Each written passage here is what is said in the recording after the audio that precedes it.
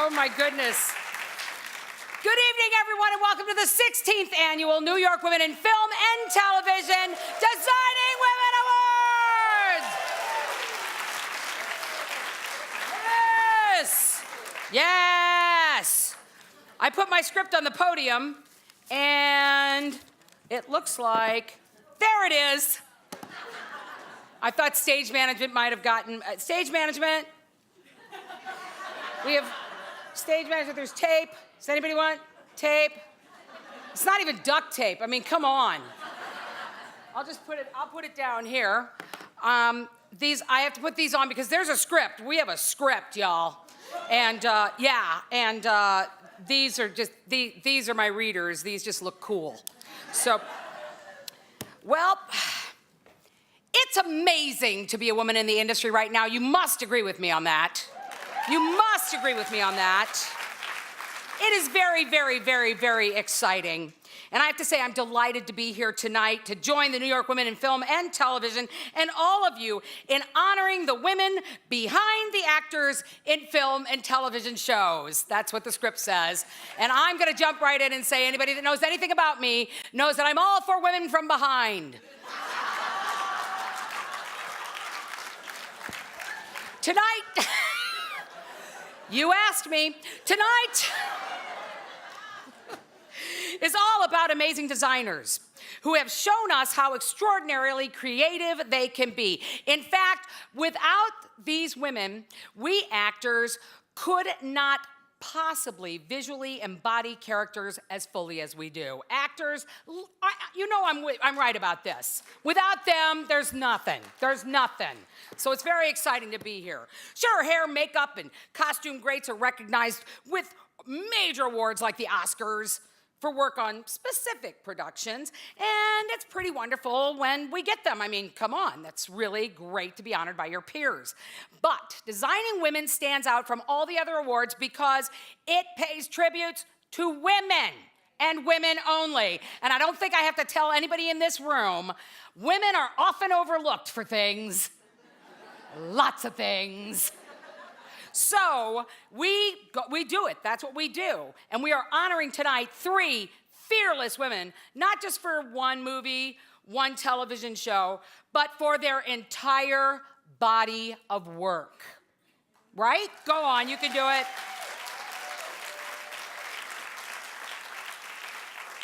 And there's a 4th, because Designing Women tonight will also be about how a whole lot of girl power has helped shape the creative look of Orange is the New Black.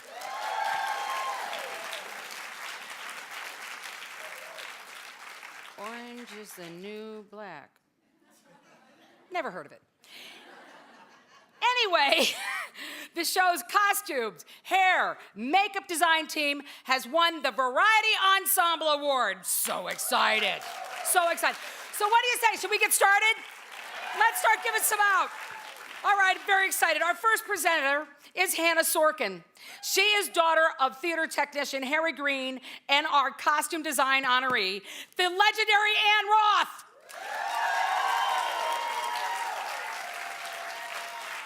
Ann Roth is of God.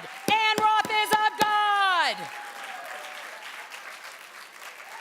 Hannah has worked in various capacities in film and costume and production departments from 1980 until 2002. Currently, she is serving as a wife to a great husband and mother of 3 perfect daughters. Daughters, are they here? Are they cute? Okay, she says yes. So please welcome Hannah Sorkin.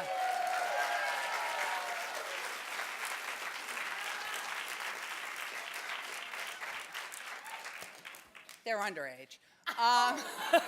Isn't she perky, ladies and gentlemen?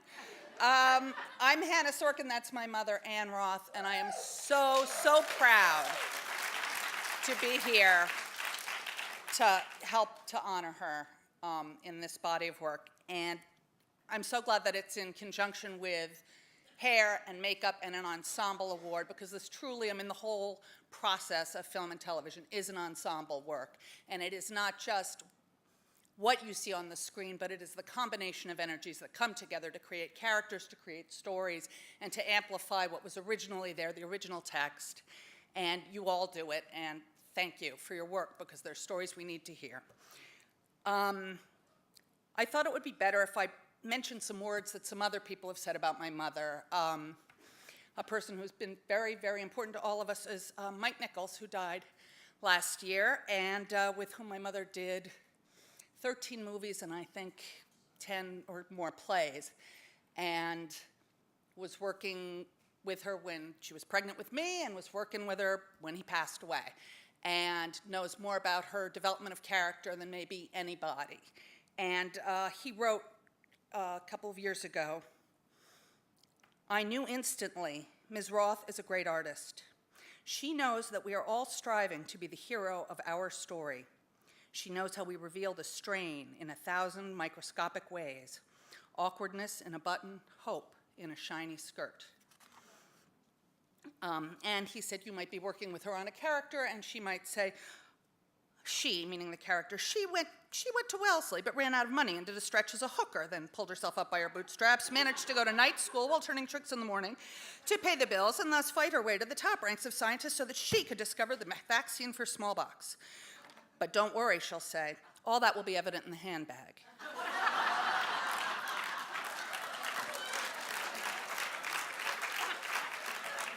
Accept it. You could never have thought of it, and you will for the rest of your life receive compliments on what she did. So that was Mr. Nichols, and I just had to say that because Mom's career is about working with friends. There are so many friends here tonight. It was going back again to collaborate with friends and having that energy and that synergy that made her so happy to go to work, and still does. And I was just thinking, I was just looking over some characters. And the difference between Robin Williams as T.S. Garp in The World According to Garp, and Robin Williams as Armand Goldman in The Birdcage. The difference between Meryl Streep as Karen Silkwood, as Julia Child, as Donna in Mamma Mia, as in Suzanne Vale from Postcards of the Edge, from the Edge, and the hair and makeup that contributed to all of these to make these women real women. The goal was always to be real people. Since I was about 12, my mother would call me up and she would say, "Would you read the script and tell me what it's about?" And that would be the intellectual component, you know, oh, she's representing the Virgin Mary, and you maybe should use some blue or whatever. But that wasn't the woman. She found the woman, and she would go into a fitting room with an actress, and they would come out with a person, or a man, and come out with a, you know, sometimes it's a man. And finding that character, that process, but then also getting it onto the film is an amazing thing. So I know when people invite her, they're hoping that Meryl will come speak, because she loves to give an award. And she didn't, but she did email me what she would have said. And this is, I said, what would you say? Were you here? And she said, "I think you can confidently say that most of her directors think of her as a combination of muse, nag, the goddess Athena, inspiration, editor, reality checker, and the id side of their own ego. That there is actually no one whose phone call is more welcome, mostly because the calls are short, off-topic, interesting, and short. And there's no one that I'd rather have dinner with, but that's me. I cannot imagine what it's like to have her for a mother. But as a friend, she is non pareil. All right, goodbye. That's the brusque sign-off when in mid-sentence, yours, when she terminates the call. I love her unequivocally." Shall we watch the video?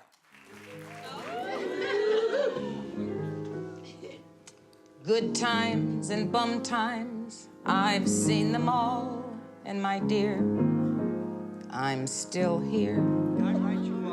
I started in Pittsburgh. I was in school at Carnegie, now known as Carnegie Mellon. It was the years of Andy Warhol and Malcolm Green, and this was the most exciting thing in the world to me.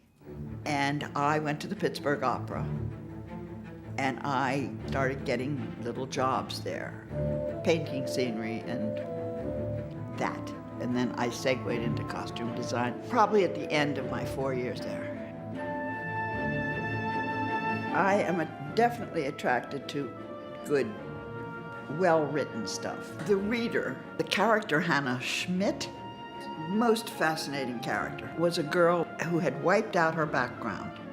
I wanted her to look ungainly and asexual. She stood in my fitting room, and I can't remember how well I knew Kate before that, but not enough to say, put these brown socks on because they aren't pretty.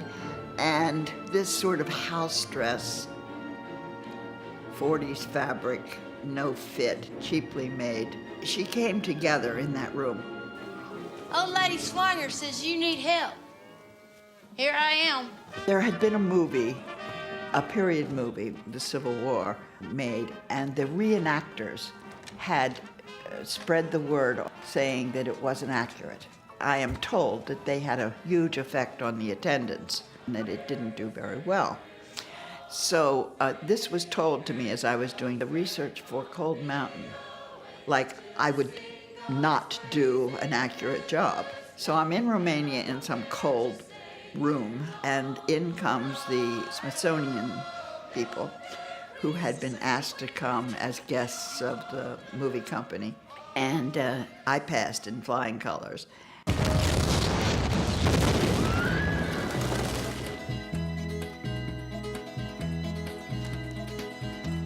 Everybody's talking at me. In the 60s, 42nd Street was wild and exciting. There were a lot of hookers and sort of marginal characters. The character Razzo Rizzo often slept in the balcony of those 42nd Street theaters.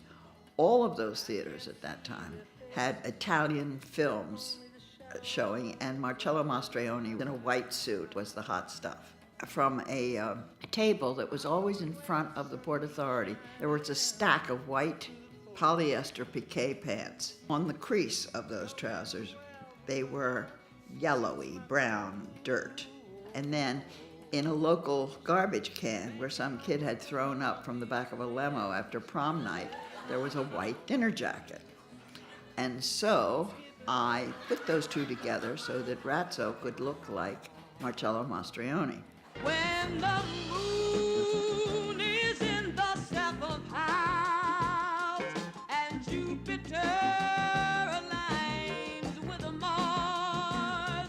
Any character you have to know, first of all, how much money she has. Where do these clothes come from? How old are they? Who made them? When she takes them off at night, is she sober? Does she throw them on the floor? What did you think? You look like Lucy's stunt double. Nothing I like more than when somebody has bad taste. Bad taste to me might not be bad taste to her. $6,000? It's not even leather.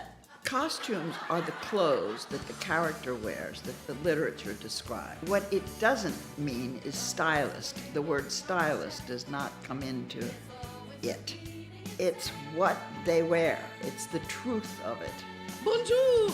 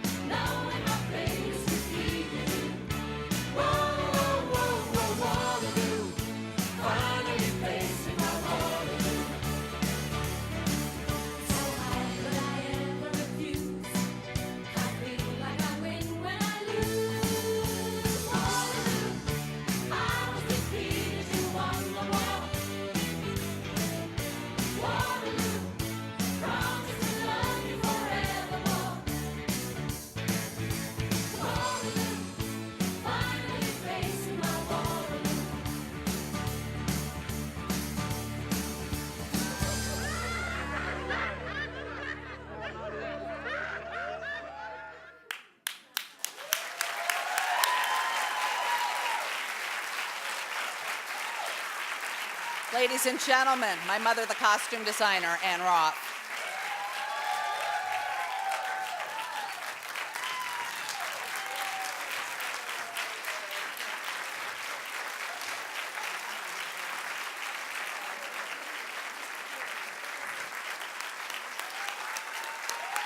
Is there an award? Oh. Look at this nice lady. Otherwise, there's going to be pictures of your hyena. Take it. Okay. You go. I'm so glad to be the first one here. Thanks very, very much for this.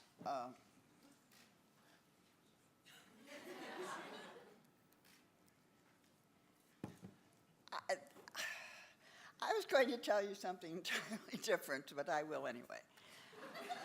When I started designing costumes, I first went to California because someone told me, well, Sheriff invited me, Irene Sheriff. And if there's anyone under 80 here, you probably don't know who she is. But at any rate, I went to California because I was told that if you're tired of making burlap look like velvet, which is what if you're poor and you're a costume designer, that's what you did. But they had money out there, and that's where I went. But it was like, immediately, I felt I was working for the Prudential Insurance Company. It was a definite, boring atmosphere. And so I came back east after a year and a half. But in the meantime, I worked for Miles White and Irene Sheriff and Raoul Dubois. Couldn't have been more wonderful. Came back east, and I did a lot of forgettable movies, some of which were the point is that there was an instant crew in New York. They were wild people. A lot of women doing men's jobs, men doing women's jobs. It was mixed up, and it was all still 52. The union was still unionized, but there was a guy called George Justin. He was a production manager, producer, and Kazan, and they did those movies like The Goddess, which had Kim Stanley in it, and a lot of little gangster movies, which I was very good at. And, but at any rate, they would all end up on 9th Avenue in those bars and restaurants, French, and there was this thing it was called Keep It in the East. Keep them in the East. Don't let anybody from California come to work here, and don't you go out there. And it was a great spirit. And because of this boozy camaraderie, which was a lot of fun, everyone thought he or she was very hot stuff. We all thought we were. And the truth is that when you went to California, you'd say, did you come from the East? You'd say, yes. Did you work on such and such? Yes. Oh. And there would be this deadly feeling. What I wanted to say was that there was this camaraderie and this feeling that you were better than the guys at Disney or whatever.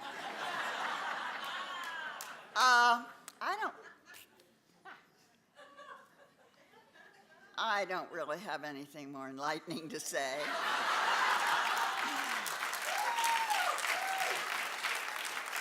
But I do want to say that when I was asked to come to honor women in film, I say, who else would you honor? It's the woman's thing.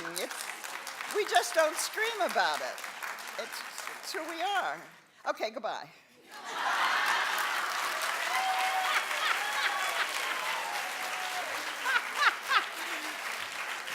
Ann Roth!